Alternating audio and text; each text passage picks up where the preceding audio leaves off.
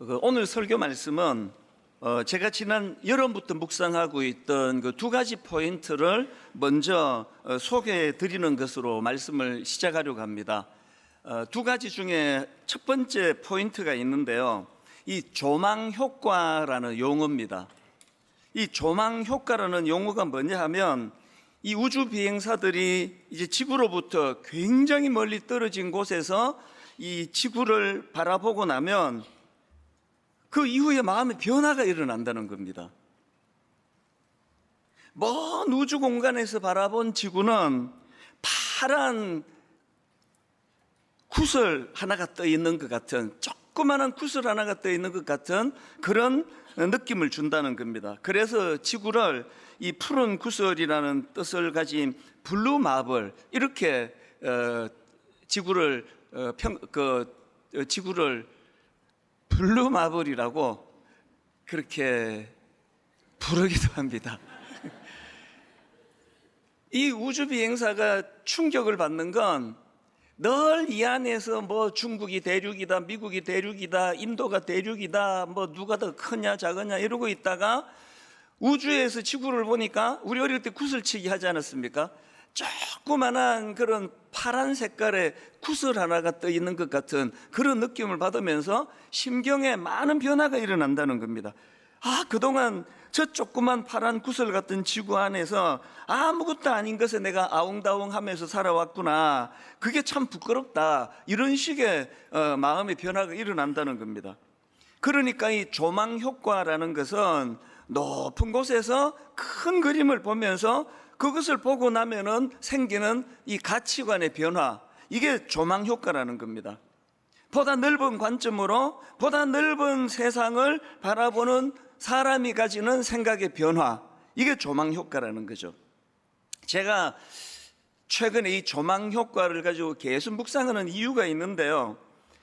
예수 믿는다는 건 이 영적인 조망 효과를 경험하는 것이다, 그런 생각을 하기 때문입니다. 여러분이 잘 아시는 모세 아시잖아요. 모세가 처음부터 큰 인물이 아니었습니다.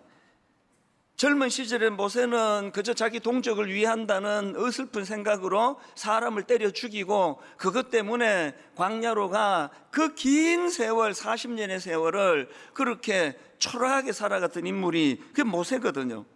그런 절망의 세월이 40년 동안 계속됐는데, 그랬는데 어느 날 모세가 그 떨기나무 사건을 통해 하나님의 임재를 경험합니다. 그 하나님의 임재를 경험한 이후로 모세의 인생이 완전히 새로운 각도로 그렇게 변화가 되는데, 이게 조망 효과예요. 영적으로 하나님의 임재를 경험하고 나면은 좁은 자기 생각에 갇혀있던 그 인간이 터져지는 거거든요. 그래서 내가 40년 동안 나는 비참하게 살았다, 나는 실패자다, 이제 나이가 많이 들었잖아요, 나는 이제 끝이다, 그런 생각에 갇혀있던 모세가 하나님의 임재를 통해 영적인 조망 효과를 경험하고 나니까 아마 해석이 달라졌을 겁니다.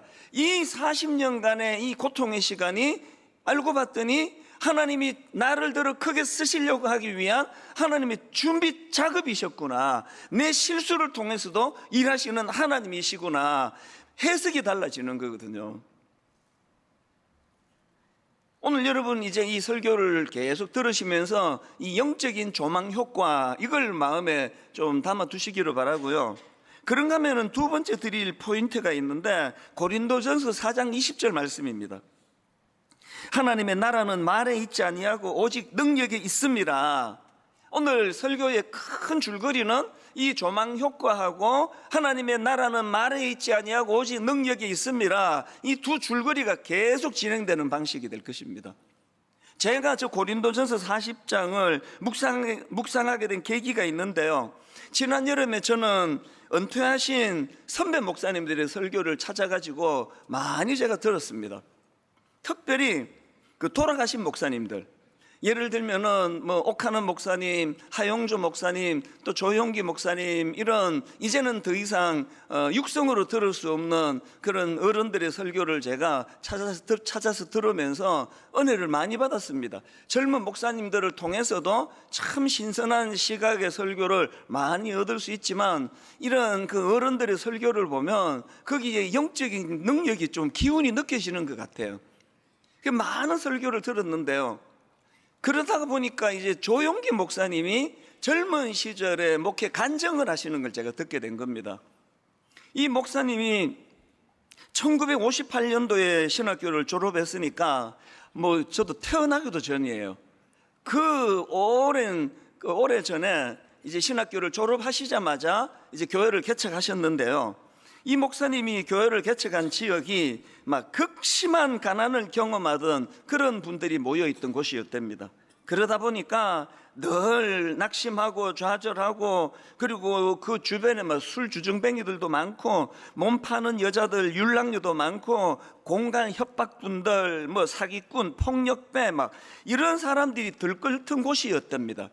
그러니까 그런 어마어마한 곳에서 이제 갓 신학교를 졸업한 전도사가 이제 그 24인용 텐트 치고 바닥에 가만히 깔고 그렇게 교회가 이제 시작이 됐는데, 예수 믿으라 그러니까 귀뚱으로도 안 듣는 거예요. 그 새파랗게 젊은 전도사의 말을 듣겠습니까?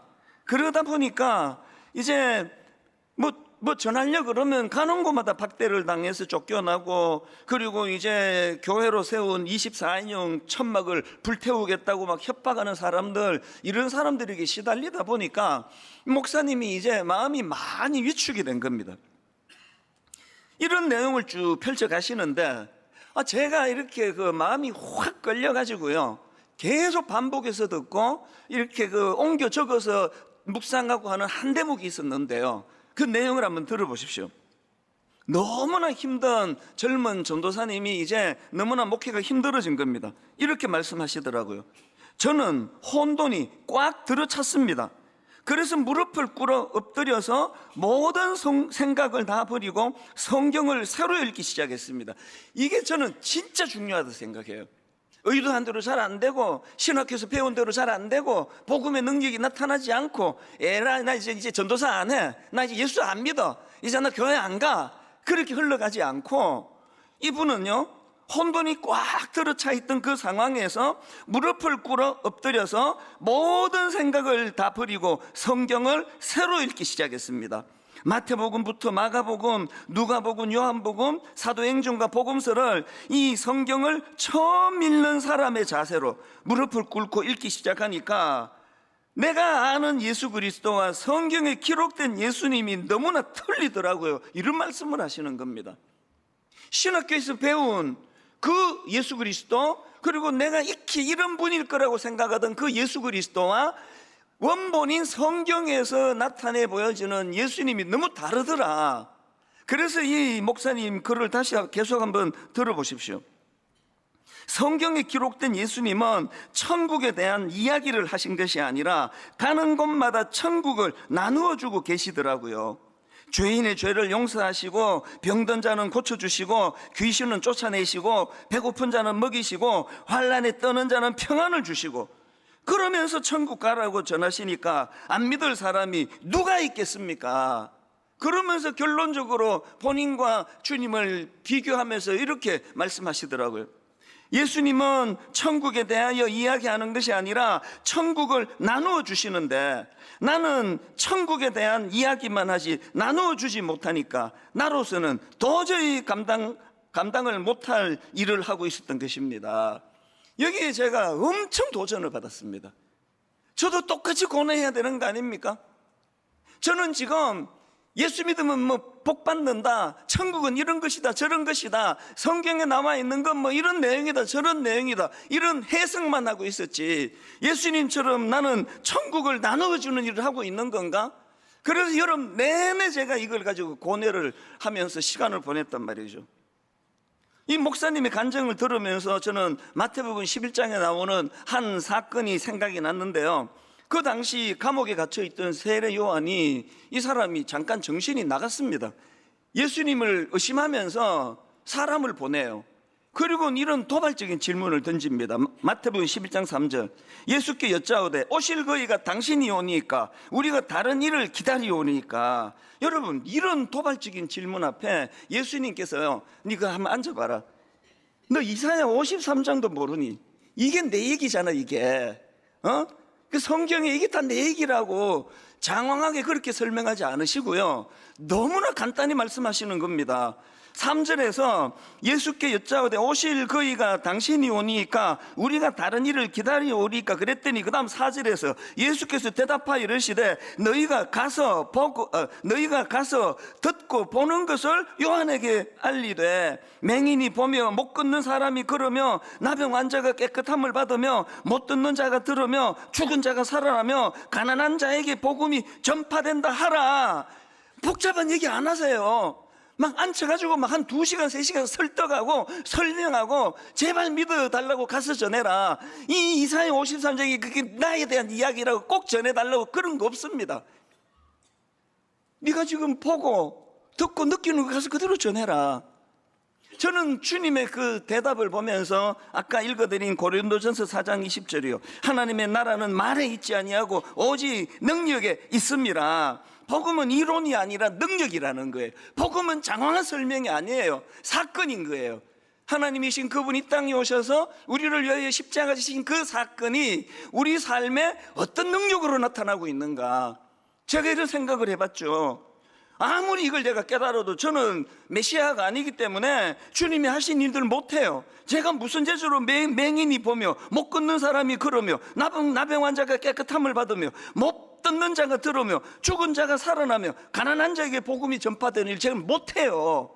저는 못한다고요. 그러나 제가 할 수 있는 일이 있습니다.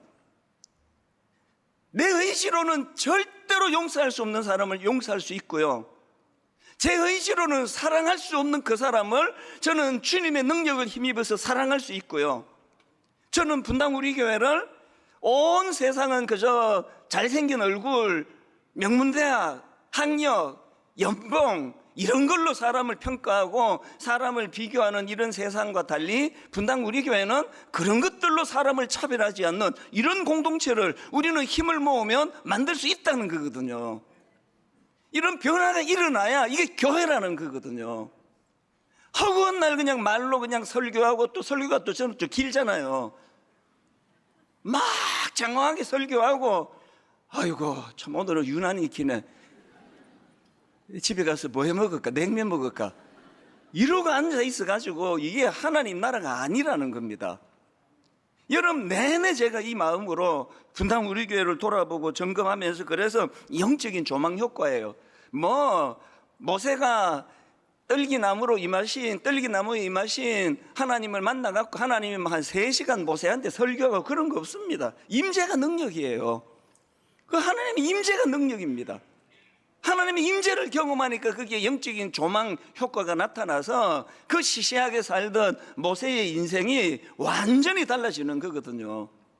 오늘 예배 가운데 하나님에 관한 이야기도 설교를 통해 들으시지만 오늘 그 하나님을 만나는 여러분 되시기를 바랍니다. 그래서 여러분, 이 좁아 터진 내 생각에 갇혀 살던 내가 그 복음의 능력으로 말미암아 생각이 터지고 아무것도 아닌 거 가지고 원수 맺고 맨날 만나면 하여튼 논쟁하고 싸우고 네가 올리 내가 올리 이러고 살던 여러분, 우주에 한번 다녀오세요. 멀리서 지구를 보면 블루마블, 그 어릴 때 구슬치기 하던 조그마한 파란 구슬 같대요. 그 안에 나라가 크면 얼마나 크고 나라가 작으면 얼마나 작고 거기에 국경이 어디 있고 거기에 무슨 가름이 있겠습니까? 제가 오늘 본문 말씀을 이런 맥락으로 이제 풀어나가려고 하는데요, 오늘 본문의 배경은 그야말로 절망적인 상황입니다. 나라는 망해버리고 백성들은 적국에 포로로 끌려가서 이제 민족의 정체성이 말살된 상황이에요. 그래서 이제 하나님의 개입 없이는 완전한 절망의 상태입니다. 그래서 오늘 본문 이사야 54장 1절에 보면은 성경이 그 절망적인 이스라엘의 상황을 이렇게 설명합니다.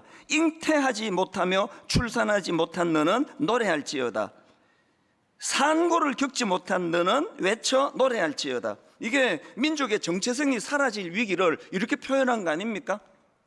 저는요, 이 1절 말씀을 이 영적인 조망 효과라는 이 용어를 가지고 이걸 필터로 사용해서 읽어봤습니다. 묵상을 해봤습니다. 모세처럼 떨기나무 사건을 통해 하나님의 임재를 경험하지 못한 사람은 여기에 이 1절을 읽을 때 액센트 앞쪽에 있습니다. 그 액센트를 앞쪽에 넣어가지고 화면으로 좀 띄워달라 그랬는데 한번 보십시오. 무게 중심이 앞으로 쏠려 읽는 거, 이렇게 읽는 거죠. 잉태하지 못하며 출산하지 못한 너는 노래할지어다. 상고를 겪지 못한 너는 외쳐 노래할지어다. 액센트가 앞에 있잖아요. 그러다가 은혜를 경험하고 하나님의 임재로 내 생각이 더 크신 하나님 앞에서 그렇게 시야가 트여지면요, 이 1절의 액센트가 뒤로 가요. 한번 보십시오. 잉태하지 못, 이렇게 액센트를 다시, 잉태하지 못하며 출산하지 못한 너는 노래할지어다. 저 사람 오늘 왜 저래 그러시는데요, 실감나게. 잉태하지 못하며 출산하지 못한 너는 노래할지어다.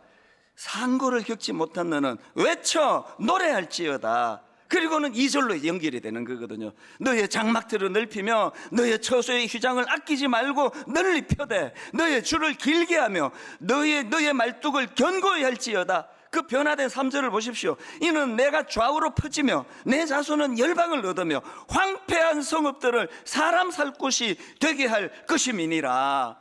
이런 변화가 영적인 조망 효과를 가지고 읽으니까 이렇게 되더라는 거거든요. 여러분은 성경을 어떤 눈으로 읽으세요? 어디다 액센트를 두고 읽으세요? 예배를 어디다 초점을 두고 오세요? 한풀이 하러 오셨어요? 맨날 뭐 의자 앞에 크리넥스 비치해달라 그러고 그렇게 울러 오셨습니까? 그 기능도 당연히 있죠. 복음은 위로의 기능이 당연히 있는데 그런 위로받고 끝내는 게 복음이 아니라 복음은 능력인 줄 믿으시기를 바랍니다. 돌파하는 능력이에요. 주저앉았던 모세를 이렇게 세우는 능력이라는 거거든요. 저 같은 별 볼 일 없는 나 같은 촌놈이 이렇게 지금 하나님 앞에 소리 지르며 말씀을 전하는 종으로 세우신 그분이 조망 효과를 허락해 주시는 예수 그리스도이신 줄을 믿으시기를 바랍니다. 그래서 여러분 간곡히 부탁하는데요, 이제 여러분 그저 이론에 갇혀있는 신앙생활 이제 좀 지루합니다. 이제 하나님 앞에 적극적으로 구하세요. 하나님, 저도 하나님의 임재를 경험하고 싶습니다. 뭐 막 어마어마한 뭐 이런 거 원하지 않아요. 성경을 읽다가 기도를 하다가 묵상하는데, 여러분 성경을 새벽에 일어나 묵상을 하는데 아무런 그런 어마어마한 일을 구하지 않았는데 조용히 눈물이 흘러요. 그리고 내 마음에 아픔이 생겨요. 왜 난 아직 용서하지 못하고 있지? 왜 나는 더 많은 사랑을 못하는 건가? 그게 하나님의 임재의 열매 아닙니까? 누가 그 책 읽다가 그렇게 눈물이 나느냐고요. 이 하나님의 임재를 우리가 늘 갈망할 뿐만 아니라 그렇게 영적인 조망 효과를 경험하면서 이제 좁은 내 생각을 벗어나 크신 하나님의 시각으로, 그래서 이제 이런 은혜를 우리가 추구한다면 이 두 가지 실천 사항이에요. 이제 어떨 때는 이 실천을 노력하면 하나님의 임재가 참 가슴 뜨겁게 경험될 때가 있고요, 하나님의 임재를 사모하면 이 두 가지 실천이 저절로 또 이루어지는 거거든요. 우리가 추구해야 될 믿음의 실천 첫 번째가요, 희망을 노래하라. 제가 관로하고 믿음의 선언이라고 그렇게 부차 설명을 넣은 이유를 이따가 설명해 드릴게요. 자, 본문 1절을 다시 한번 보십시오. 잉태하지 못하며 출산하지 못한 너는 노래할지어다. 상고를 겪지 못한 너는 외쳐 노래할지어다. 지금 1절이 강조하는 게 뭐냐 하면요, 이스라엘 백성들 입장에서 현실은 여전히 절망이에요. 달라진 게 하나 없습니다. 하나님이 뭘 달라지게 해서 노래하는 게 아니라 우선순위가 있잖아. 네가 노래하면 달라진다예요. 우리는 달라지면 노래하겠습니다. 죽을 때까지 안 달라져요. 네가 찬양하면, 네가 감사하면, 네가 노래하면 상황이 달라진다, 이 말씀이거든요. 여러분, 믿는 우리는요, 현실 때문에 노래하는 거 아니에요. 믿는 우리는 어떤 상황이 있었든지 그 하나님을 노래하는 자들이거든요. 여러분이 잘 아시는 사도행전 16장의 바울과 실라, 복음을 전하다가 막 엄청 두들겨 맞고 감옥에 갑니다.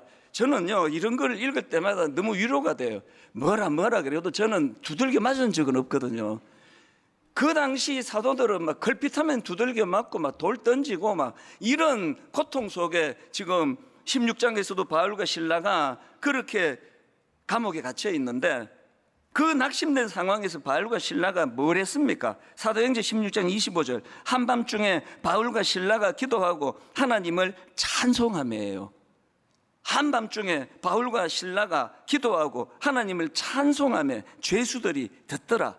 여러분, 이게 어떻게 가능했을까요? 바울과 실라가 감옥의 환경을 본 게 아니에요. 그 감옥에서도 하나님의 임재를 경험하고 그 감옥에서도 하나님을 찬양하는 거거든요. 환경을 찬양하는 거 아닙니다. 그랬더니 그들이 그 감옥 속에서, 열악한 감옥 속에서 하나님을 찬양하는데 옥문이 열려서 노래한 게 아니에요.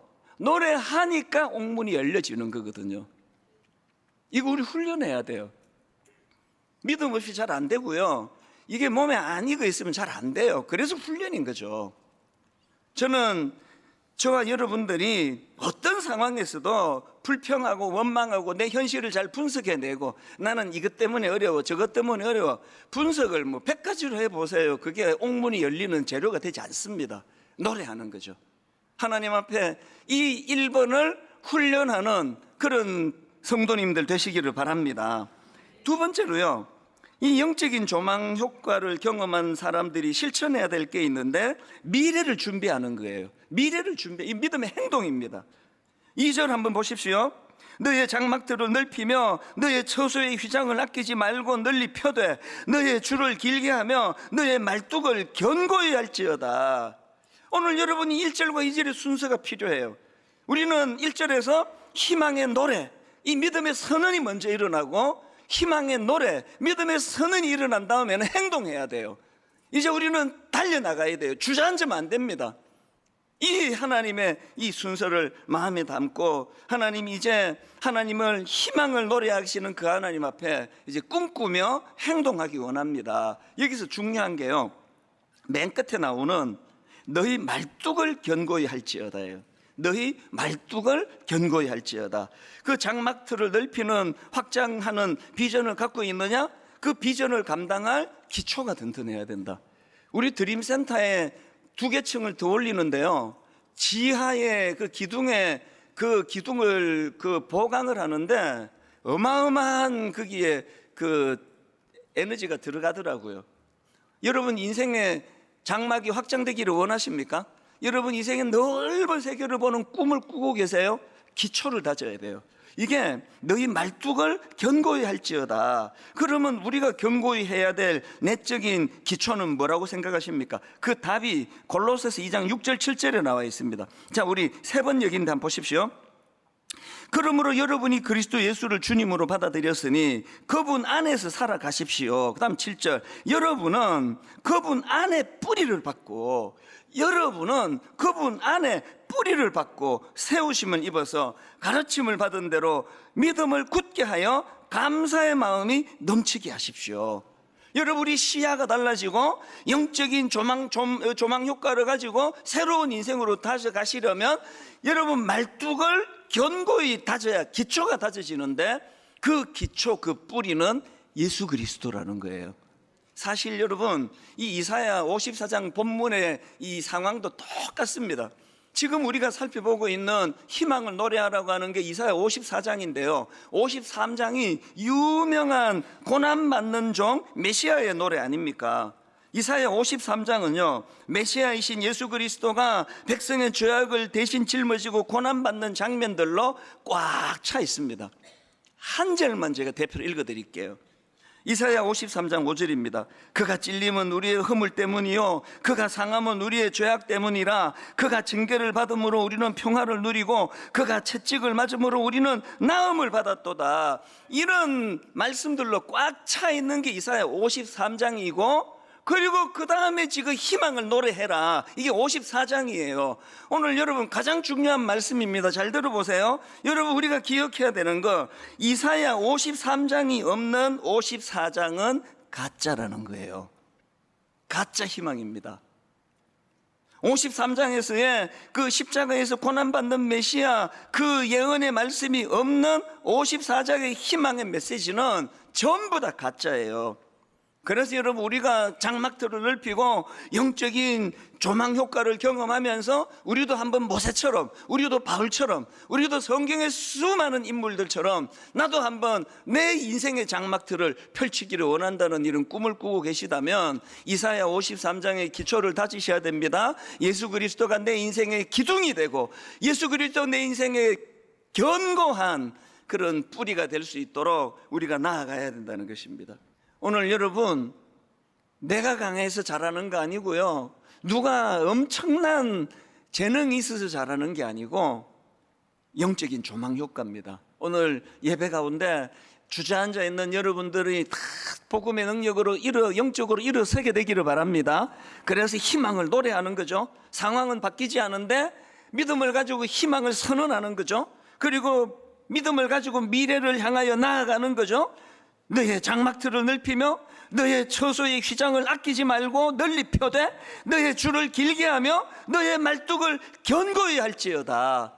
예수 그리스도로 말미암아 저와 여러분 인생이 시야가 넓어지고 꿈을 향해 나아가고 꿈을 위해 서로서로 기도하고 이 교회를 통하여 복음의 능력이 나타나는 놀라운 역사가 이전보다 이후에도 흥왕하게 되기를 주님 이름으로 축원합니다.